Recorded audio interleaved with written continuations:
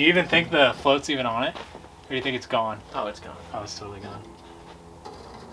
Oh, look inside the tank. You can see it all.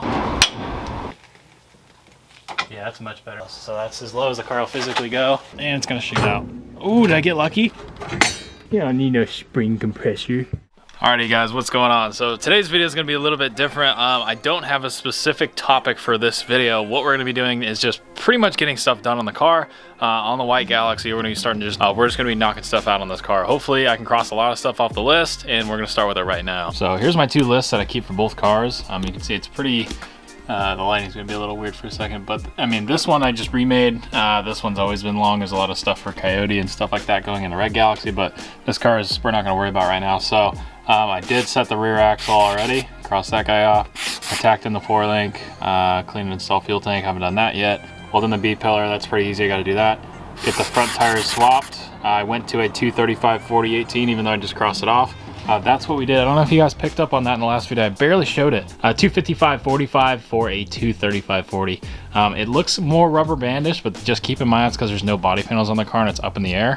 I think this tire size fits the car better, and not only that, I can actually turn. The other one I could not turn at all. So yeah, that was definitely needed. I need to run the fuel line, mount a fuel pump. I'm gonna run an electronic Holley pump, like what's similar to my truck, but I'm gonna mount it a return style system and off. I'm gonna make a bracket off of a cross member so it doesn't make a bunch of noise like my truck does, and then fix the rad hose. Rad isn't even in it. So if I come over here to my other handy dandy list, so I gotta relocate the upper links. They're binding right now. They're kind of rotated, and when it cycles, they're fighting each other and they're binding, and they're eventually gonna break and bend the brackets. So I need to straighten those out and make sure they cycle properly. So I gotta cut and re-weld those, tack it and cycle it again, make sure everything fits right. And then I think the next thing I'm going to jump into after the 4-link's pretty much tacked in is measuring out for shock mounts and then putting in the gas tank. I really want to get the gas tank back in this car because then I can start plumbing, so that'll make things go a lot faster. So I guess if we poke our head under here, if you haven't seen it already. So here's our 4-link that I built underneath this car. So you can see the one issue that's going on here is on the frame that upper link is crooked. It's kind of twisted, and it's not supposed to be twisted. You can see those two are not on the same axis at all, so they need to be, otherwise they're gonna fight each other. So I'm gonna go ahead and straighten these guys out so they sit level, and I do have a degree wheel to catch that, and then everything should work out like it should.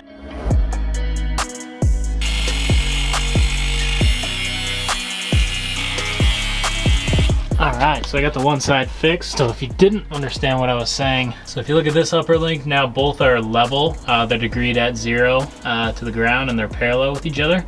They're on the same axis versus, well, the upper ones I started cutting already, but that, and you can just see those two are not straight with each other at all. You catch my drift here? So that one was like that because the frame curves up, so I figured if I put them on the same axis it'll still work. It doesn't, so I'm just going to put them both level to 0 and it should cycle perfectly. So you can see the axis of the upper and lower links are the same, which is 0. So as long as those stay the same, this thing should cycle, because if one's crooked, the thing will pull left and right as it cycles, which is not what you want. And that's the reason I did a triangulated setup, because I don't want the suspension going left and right. Pan hard, you can have left and right movement, which I didn't want. So I'm gonna go ahead and fix that one, tack it in, and we should be good to go. Yeah. All right, we're gonna cycle this thing again, second time. Easier. Oh, there it goes. Yeah, that's much better. I can just see it already. It's doing what it should. Not binding. Nah, it's not binding at all. Oh, that's freaking badass. Basically approved. So right about. So that's. Oh, it's binding really bad because of the brake line is what's holding that side up. So let me go up a little higher. So in theory, I should be able to get my wheel out, yeah? Yeah, I get my wheel out. It's actually lower on this side. Sweet. And then, because my concern when I built this thing was that the 4-link, when it articulates downward, was going to pull the rear end forward, and then the tire was going to be behind the quarter panel, and I wasn't going to be able to get these wheels off because these things are huge. Although that actually is a lot of travel for a street car. Yeah, no, it's a lot. It's a lot of usable travel. I made this thing a pre-order, dude. Put a coilover back here. Pretty much. I thought you were gonna put coilovers back there. I am, just not the same kind of coilovers. I realized I cycled it so much I just I broke the bracket for the brake line. But whatever, it's fine. I just need to make sure this all works, so then I can fully weld it. But yeah, it looks like it's because the brake line made it articulate, and it looks like it's articulated properly too, which is good. And then I can fully bump this thing.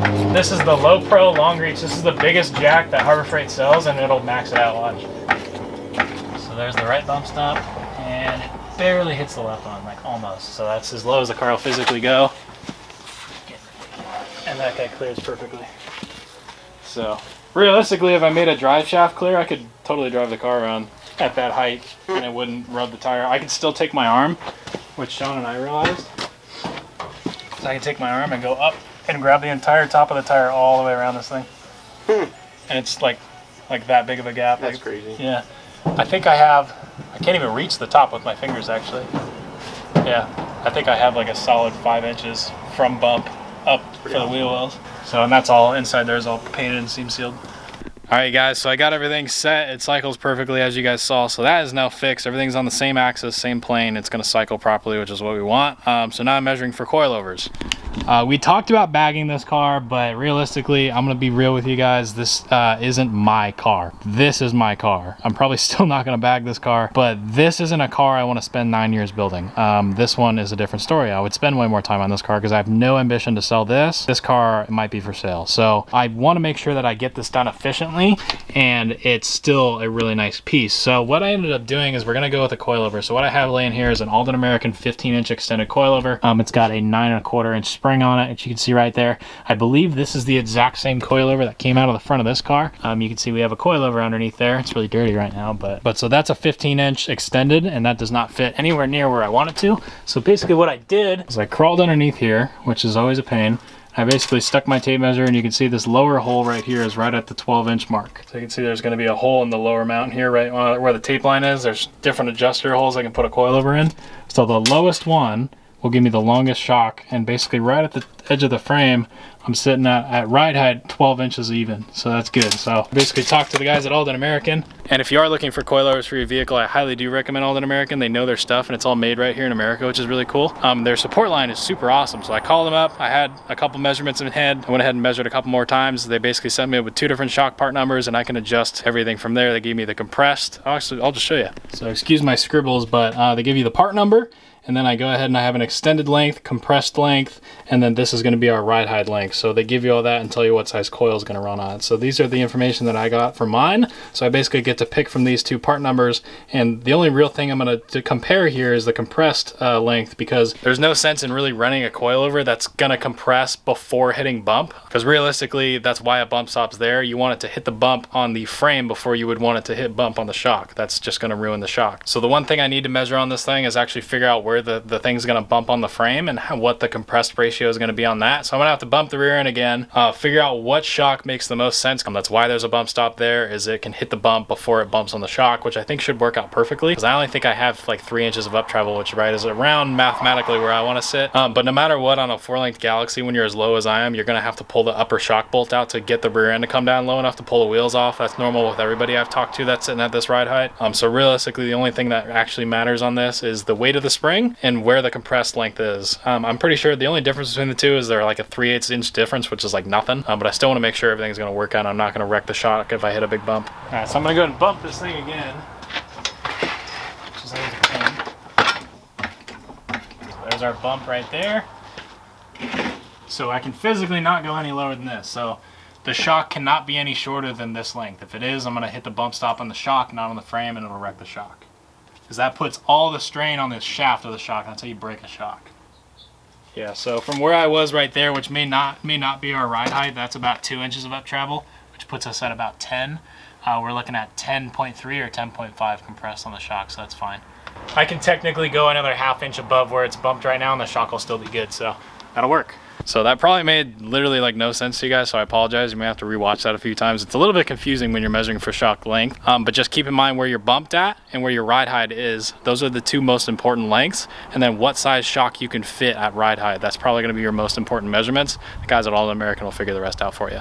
So I'm gonna go get some tabs made here pretty soon. Probably not in this video. We'll probably work on them in a future video. I'll design them out. And I'm gonna place an order for a set of coilovers out of the right length. We'll go ahead and get the rear end of this thing finished up. But for now, I'm gonna go ahead and pull the gas tank out of my massive graveyard of parts.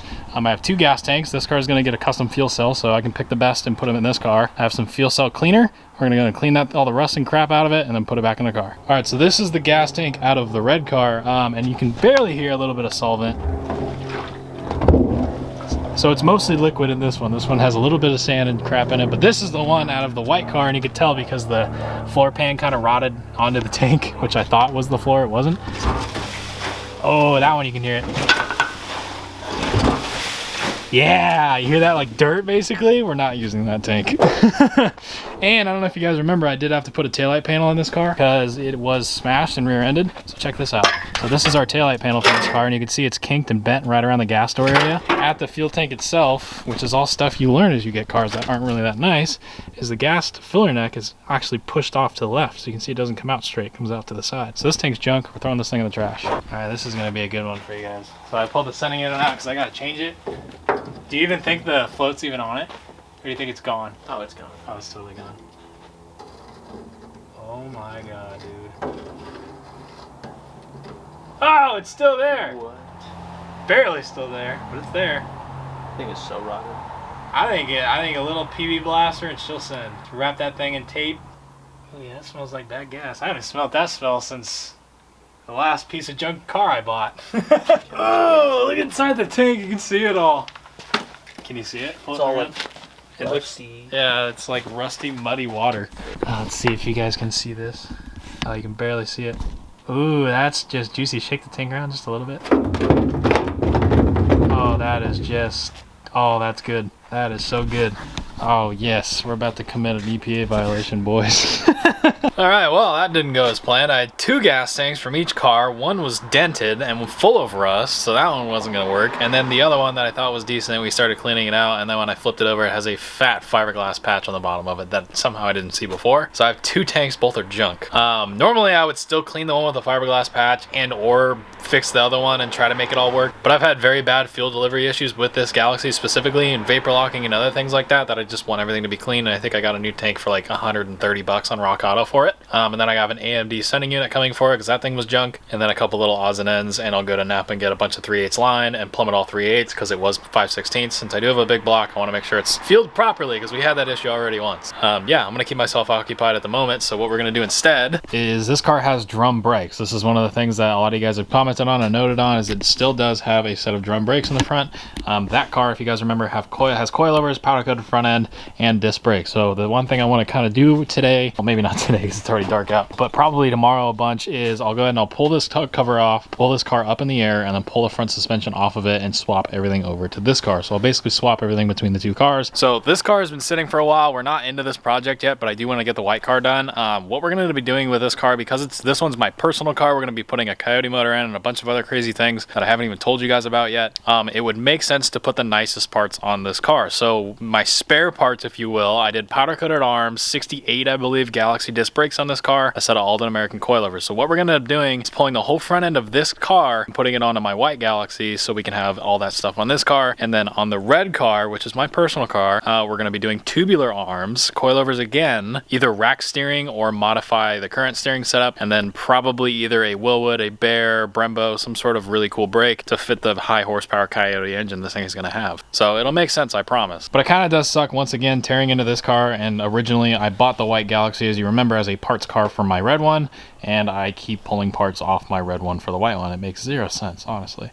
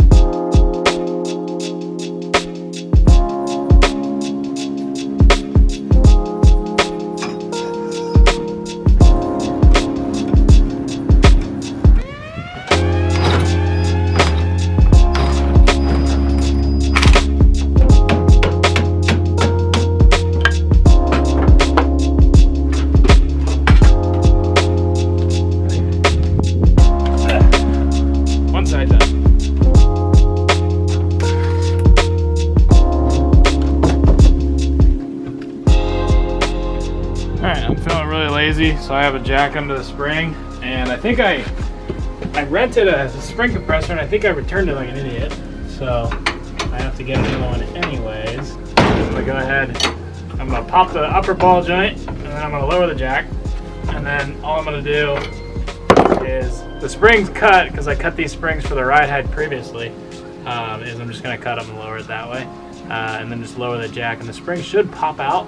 It should be short enough to where it should pop out, but I don't know entirely. We'll have to see.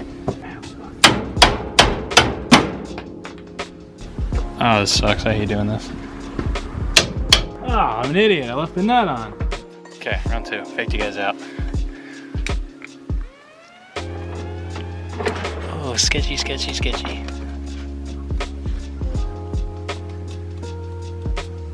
Oh. I'm not putting this spring in, by the way, back in this car, so I don't really care. Oh, and it's gonna shoot out. Ooh, did I get lucky? Oh, I think I got lucky. Oh, no way. I think I really got that lucky. This string's that short now. Yeah. Ha! No way. One way to do that. Sweet. That made that so much easier. You don't need no spring compressor.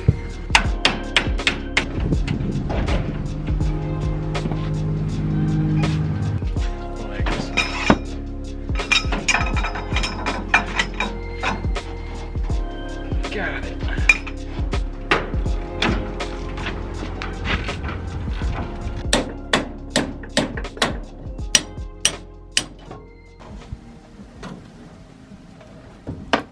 Alright guys, so I realize there's a lot of information in this video, so it might seem like there's a lot of talking, but I really got to set the stage for these kind of projects. Otherwise, when you're working on the exact same car, they get very confusing. So I apologize if it did look confusing, but I am pulling the front end off of my car, putting it on here because we're totally doing nicer stuff on mine. That's really what it is. And then everything with the 4-link, you got to just keep in mind, if everything's on a parallel axis and it's swinging downward, you can't have it crooked or it's going to want to pull the rear end left or right. So that's why we reset that, and it's all good to go now. So underneath here, what I'm going to end up doing and why I'm going to cut this video off here is underneath here you can see all of this stuff, which is common on every single car.